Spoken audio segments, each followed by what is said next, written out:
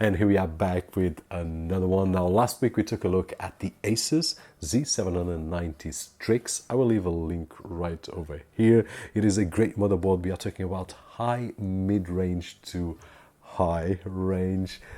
Here we are talking about top of the line level. If you are looking for something best of the best to push every single component that you have to the limit, this is it. This is the ASUS ROG Maximus Z790 Hero, which is a beautiful board all in black. Now, if you are building your Windows 10 or Windows 11 computer and you still haven't activated your Windows, then don't forget to check out the cdksales.com, where we will be able to find official OEM keys at a budget. I will leave a link down below with also a coupon code which will give you 30% discount. We have been using this platform for the past few months, so you will be more than fine purchasing and activating your Windows 10 or 11 computer. Now, this is the board for the enthusiastic, for those that want to take everything to the maximum. In terms of CPU, I would suggest the limit that you can. Of course, you will be able to use any CPU from Intel 13th generation.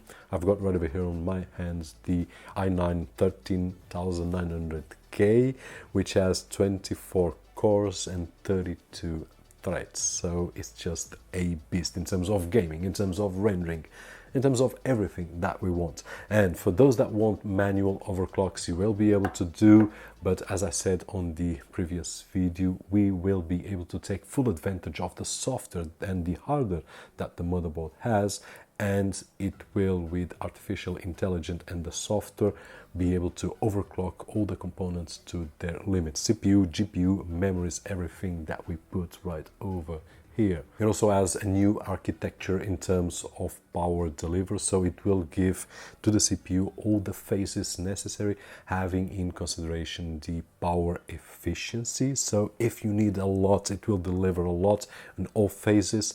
If it doesn't, it will not deliver that power saving energy, and every single watt that we can save at the end of the year, at the end of 10 years, it will be a lot, especially having in consideration the prices of energy. Now, in terms of DDR, we are talking about DDR5 with overclocks over 7800 megahertz, which is a wow. And besides that, it also supports memory kits, mixed memory kits, and supports overclocking memory that doesn't have XMP profiles. This is called the AMP2 technology from ASUS, which I believe that should be available on every single motherboard. Unfortunately, there isn't, but we have right over here. So everything will be pushed to the maximum if we want to, and this motherboard is designed exactly for that. In terms of the cooling, as you can see, everything is well designed, everything is well built. All components are high quality so that it can handle the heat dissipation. So besides looking great, it also really effective.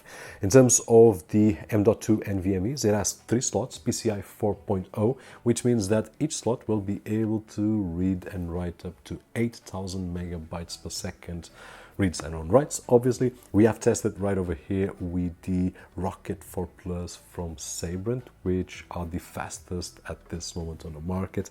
Really great. So you will be able to fit 3 of these right over here.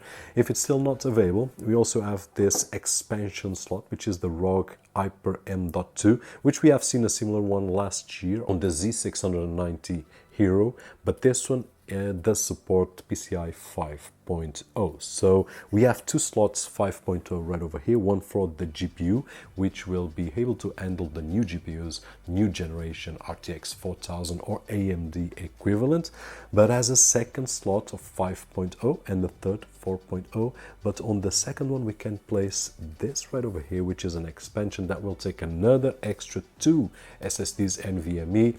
And theoretically, the difference between PCIe 4.0 and 5.0 in terms of bandwidth, we are talking about 128 gigabytes per second, unlike the PCIe 4.0, which was 64 gigabytes per second, 32 giga transfers per second, while PCIe 4.0 had 16. So theoretically, while we can achieve 8,000 megabytes per second reads and writes on PCIe 4.0, we can achieve 16,000 megabytes theoretically, because I still haven't had the chance to test that out myself. But it's just a wow number right over here.